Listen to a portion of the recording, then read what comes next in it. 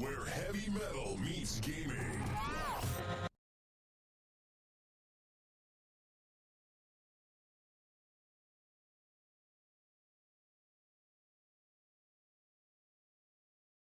Hello, fellow humans. My name is Svenny. Few of you may know me as Moquai, which is my nickname over there on Twitch. I'm a German Hearthstone streamer for more than 7 years now. Went to Legend above 120 times. So, ladies and gentlemen, this is a Trust Me Bro video. As I told you before, what I reached so far within Hearthstone. Today I would like to use this opportunity to introduce my very own definition of a wheel warlock to you. Within the German streamer community, I declare myself as one of the custom deck builders. I feel like I've reached everything in Hearthstone which I could, so I actually for a few years now use my streaming time to bring custom-made decks to my community. And what is special about this wheel warlock? Well, we play one card which we will not find on any of the very well-known internet sites. So we don't net deck, but if we net deck, we change all decks to our opportunity. Well, this is a very common wheel warlock. However, the special thing about my definition of wheel warlock is this card. It's Tony, the King of Piracy, which was changed recently because some druids abused this card with Ionar. However, why are we playing Tony, King of Piracy, as a card in our wheel warlock? Well, let's read the text on the card. It's a battle cry. Replace your deck with a copy of your opponent's. It has a finally effect, which is draw a card.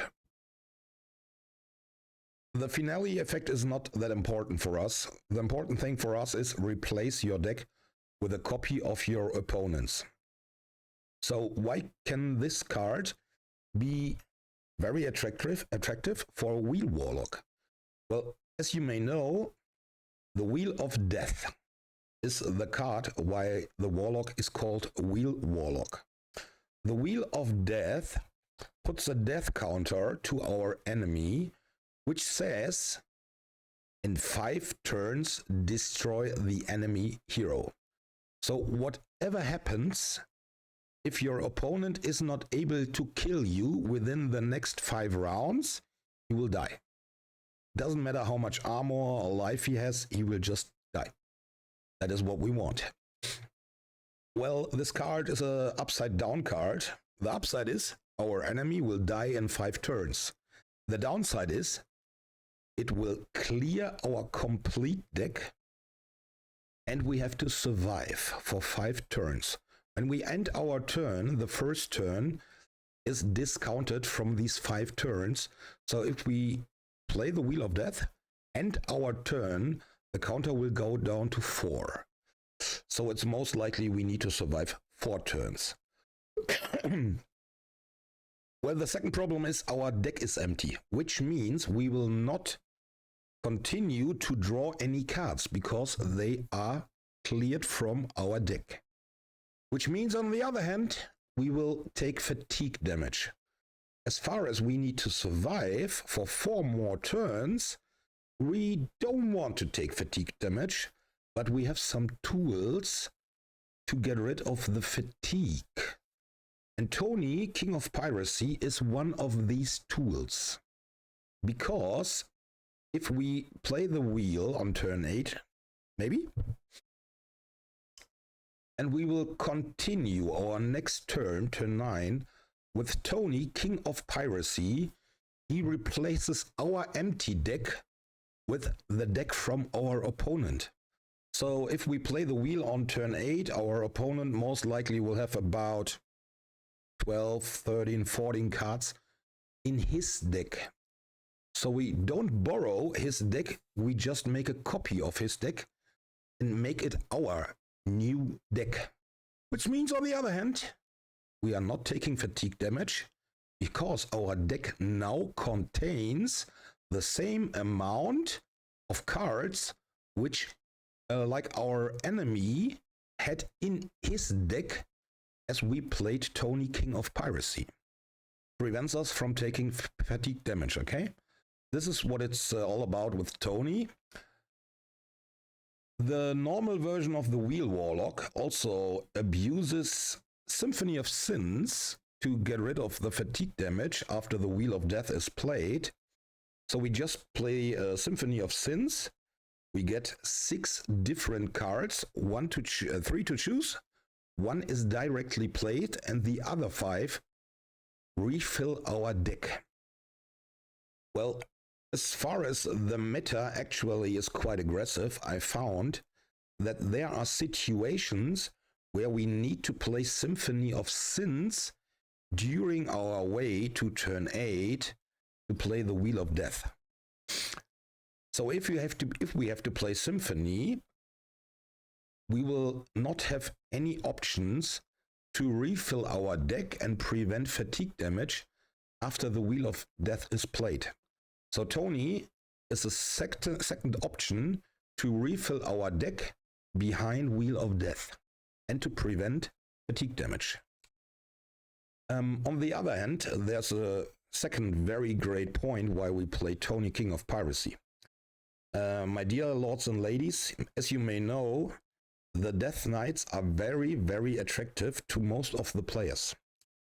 Well, every Death Knight is going to destroy Highlander decks, especially Highlander Warrior. That's why they play the Plague package. Let me just show you what I'm talking about. We are talking about cards like Helya, which shuffles these awful plagues into your deck. And as well, they are running Down with the Ship, which shuffles these awful plagues within your deck. What we don't want, after we play the Wheel of Death, we don't want that our DK opponent refills our empty deck with plagues, because we will pull them immediately, and we will pull all of them. So if a plague DK fills up our board during the game with plagues, it's not that problem, not that kind of problem for us, because if we play the Wheel of Deck, all plagues will be deleted, because our complete deck will be deleted. If our DK plague opponent is an intelligent player, he will wait till we play the Wheel of Death and fill up our deck with plagues afterwards. This is a very common strategy, very good against a Wheel Warlock, to play the plagues after the Warlock has played the Wheel of Death, just to make sure he's drawing plagues every round and maximizing damage.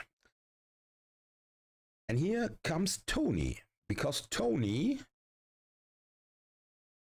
gives us the deck from our opponent.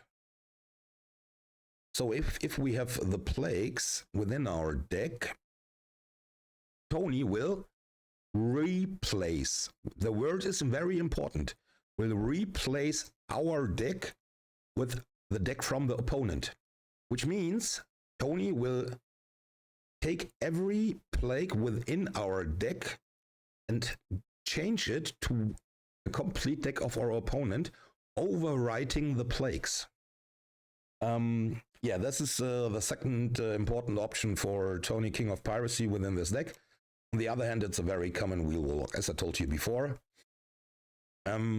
This version I use for Legend ranking. I played a different version from Bronze 10 to Legend before. I was running Anubisat Defenders just to have more taunts. It was okay from Bronze 10 till we get to Diamond, because within this range you have a lot of very aggressive, short-handed players. The Legend meter is always very different to the common Bronze 10 till Diamond 1 meter. Within the legend ranks, you face more of combo stuff.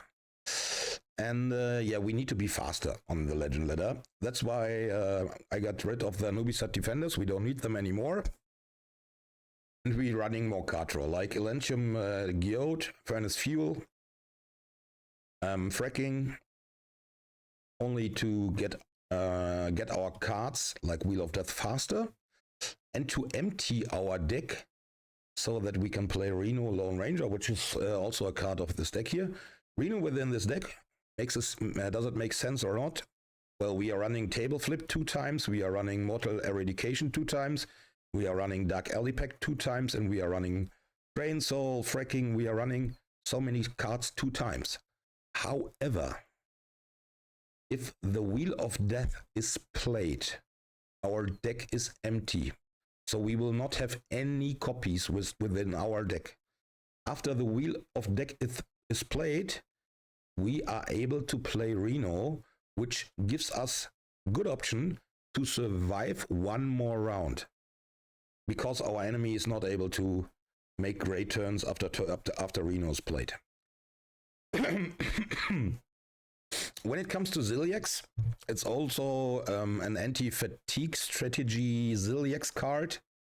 We are using Recursive, which is the 1 mana thing here. Shuffle this into your deck, which means we play Zilliax after we played the Wheel of Death. We attack. We have Divine Shield, Taunt, Lifesteal, and Rush as the perfect module is the second option. So our Zilliax will be a 4/3 shielded, Taunt, Lifesteal, and Rush, which will heal us for 4. Will stay because it is a shielded minion. And if our opponent kills our Zilliax within the next round, it will be shuffled back in our deck. So it's a very good option after the Wheel of Death is played to continue with Zilliax because it heals you, it has Taunt, so it protects you. And when it dies, it goes back into your deck and it prevents fatigue damage. However, we can play the Zilliax on our way to the Wheel of Death as well, because if he dies during the game, he gets back in our deck and we can use him another time. The other option, the other reason why I get rid of the Anubisat defenders is very simple. They are minions. As far as we are running Loken, Jailer of Yogg-Saron, this is our most likely second win condition. The less minions we run within this deck gives us a higher chance to get Phantom out of Loken. Because what is Loken all about? It's a battle cry. Discover a minion from your deck. Summon a tentacle with its stats and taunt. So if we play Loken, most likely on curve, even better on coin, so we can play it on turn 5. We play Loken, we get to choose between 3 minions. And the lesser amount of minions we run within our deck increases our chance to get Phantom as one of the 3 options out of Loken, which then means on turn 5 on coin or on turn 6 if we play it normally, Loken will summon a, a taunt minion for us with the stats of 15/15.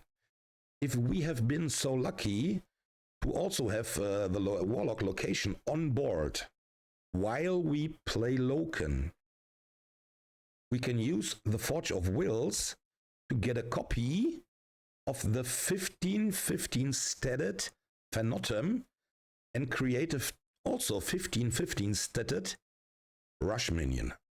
That's the dream case. Most of our opponents don't have a real answer to this amount of stats on the board, especially when we have him on coin on turn 5, or we are just able to play him normally on turn 6. We are running one piece of Doomkin because within this very aggressive meta, Doomkin is not that good. You play it as a minion on turn 6, which has stats 3 attack, 4 defense, against an aggressive hunter, against a demon hunter. It's not necessary to do this, okay? Doomkin is important if we play against slower decks like Highlander Warrior, like a Druid. In that case, we are also holding it within our mulligan, because if we play Doomkin on curve on turn 6, it will steal a mana point from our enemy, which means we are jumping over 7 mana points next turn and will get 8 mana points immediately. The mana points of our enemy are reduced on the same hand. So if we play Doomkin on 6 on curve, in the next round we will be able to spend 8 mana points. And you know what is 8 mana points? Right, it's the Wheel of Death. So Doomkin enables us to play the Wheel of Death on turn 7, 1 turn earlier, and put maximum pressure onto our enemy. Also, if we play the Wheel of Death, it empties our board, which means if we have Phantom on hand, our deck is empty, the 30 mana Phantom will cost 0. I have a few games for you after my explanation here, so you can investigate what I mean. Before we start going, let us talk about the mulligan. The mulligan is very important. Well, the mulligan depends on your enemy. If we are facing an aggressive opponent, like a hunter, like a demon hunter, like a rogue, we will also always mulligan for our removal options. This is a control deck, ladies and gentlemen. So in that case, we like to have a defile, especially against hunters. We would like to have especially Mortal Eradication. We can think about holding a table flip, but as far as table flip is very expensive and just reduces its cost depending on the hand size you own, it's a good idea if you have the coin. In mulligan, when you have the coin, as if you go second, it's a good idea to hold table flip, because the coin is 1 card more, okay? Your hand size with the coin gets bigger. Against every opponent, it's very, very, very good to have 1 Dark Alley Pact, to have a Forge of Wills. Elementhium Geode is just a card draw option. Normally, I hold it every time, no matter what kind of opponent we are facing. If we are facing an aggressive opponent and we are holding Elementhium Geode, it's always a good idea to hold Felstring Harp. Normally, we don't hold Felstring Harp. Felstring Harp is also an option to prevent fatigue damage after the Wheel of Death is played. So it's a good idea to have 1 Felstring Harp played on turn 7. If you want to play the Wheel of Death on turn 8, your deck gets empty, but the Felstring Harp will prevent the fatigue damage and change it to healing. Also a very good option of this deck. Ladies and gentlemen, I guess you know now what this deck is all about. Let us talk about the expenses for this deck. Well, as you can see, this deck is running a whole bunch of legendary minions like Ziliax, like Symphony of Sins, Loken, Tony, Reno, Wheel of Death, Sageris, and Phantom. This deck is expensive. It's 14,920 dust. However, I guess the most of you are already owning a bunch of these cards, which reduces the overall cost for you if you want to play my Warlock.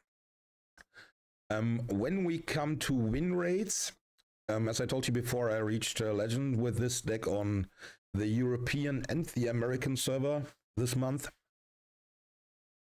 Well, the win rates are very stable. Don't look here. I had to test this deck a few times. This is not the real win percentage. This is my version 2.8. Actually, I'm running version 2.9. These are my stats on the European server from Diamond 4 onto Legend. And we've run 1, 2, 3, 4, 5, 6, 7, 8, 9, 10, 11, 12 games, went 12-3. So about 75% win rate. But what I want to show you is what decks are problematic, what kind of enemies are problems. Well, the mirror is most likely the biggest problem. The mirror depends on two things. Which Warlock player gets his Loken out at first? If our opponent is able to play his Loken before we do, and he's also able to find his Phantom out of Loken, we will face a huge amount of stats. As I told you before, the most decks are not able to get rid of this. If this happens, that our opponent gets his Loken and Phantom out early before us, we have a Gul'dan's Gift. We can take out of Gul'dan's Gift. In that case, we would like to have, let me show it, Siphon Soul, so that we can kill the big Phantom of our enemy. If it's on turn 9, we can also use Twisting Nether and get rid of his complete enemy board. But most likely we are going for Siphon Soul. We can also use Gul'dan's Gift to get Mortal Coil if we have an enemy minion on board, which has only 1 life, to draw an additional card. All of these options within Gul'dan's Gift fit into the Wheel Warlock's belongings. The second big point within the mirror is who gets out the Wheel of Death at first. That the Warlock which gets his Wheel of Death played at first mostly always wins, because the wheel is running. If you play your wheel behind your after your opponent played his wheel, he is 1 turn, 1 round ahead of you. So you will never get the win, because the wheel proc that your enemy is destroyed will happen 1 turn earlier, like yours. The only chances that you have big minions on board out of Dark Alley Pact, Loken, Phantom, so that you can punch the face of your enemy before the timer went down. But most likely, if your opponent plays Wheel of Death before you, you just lose. I have another screenshot for you. This is my version 2.9, the latest version. Actually, I played this on the American server to get to Legend. Yeah, and the stats are most likely the same. It's the win rate about around 75 or ahead %. We always have a problem with the mirror, and sometimes with high rollers. In that game, the warrior high rolled me with his excavate, surprise, bomb nonsense. Yes, and this was a Venom Rogue. I was not able to get rid of the big Ziliax because it was dormant. But this happens most likely. We have enough options. As you can see, I won this one, I won this one, I won this one. We have enough options to kill the venomous Ziliax from the Venom Rogue with our taunts. So we have them to. We will play our taunts from Dark Alley Pact, from like Phantom, from Loken. The Rogue has to trade in 1 time, at least 1 time. The venomous Ziliax comes back with just 1 point of life, and afterwards he's still dormant, but we can use Defile.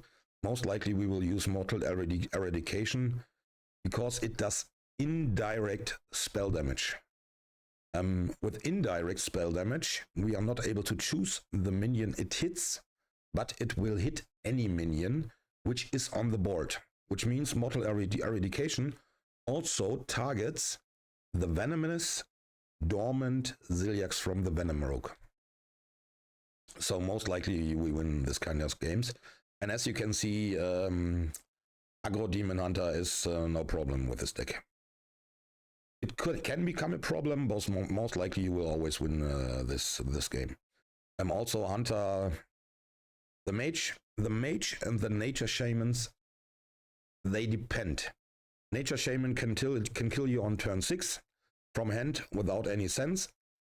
We played a Wheel Warlock, so our win condition is on turn 8. If they are able to kill you just on turn 6 because they high rolled, that's the way it is. You can do nothing about it. Same as with Mage, if they can ramp up their Civ and do about 30-40 damage on turn 6 or turn 7, which is not that uncommon, you will just lose, okay? But most likely, we always win these kind of games. Even the Nature Shaman or the Civ Mage, we just use our big minions out of Dark Alley Pact, Loken into Fenmotem.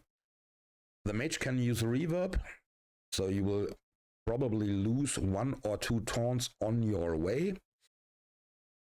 But we are running endgame 2 times, which brings back these enormous taunt minions for just 2 mana, and we just overwhelm them. So, ladies and gentlemen, I think everything is said about this deck so far. It was a very long introduction. My dear lords, my dear ladies, I will have some games for you against all kind of enemies, aggressive players, mid-range players, control-y players, combo players. The games will just come directly after my introduction here. Enjoy. If you like the deck, I will leave the deck code within the comments down below. And as you may have noticed, the deck was also covered and featured by Hearthstone Top Decks. Because, yeah, it's something different, you know. Running Tony with a Wheel Warlock, Region Legend with that kind of structure, just attracted our good friends over there from Hearthstone Top Decks. And that is the reason why they choose this deck to be featured on their website and on their Twitter site. Feel very proud about it. Thank you so much for listening. Now I have some games for you, ladies and gentlemen. Enjoy. If you want to hang out and have a chat, I'm streaming on Twitch. And my name there is MoquaiTV. You will find the link also in the description down below. Have a nice day. Enjoy the deck. And spin the wheel of death. Bye-bye.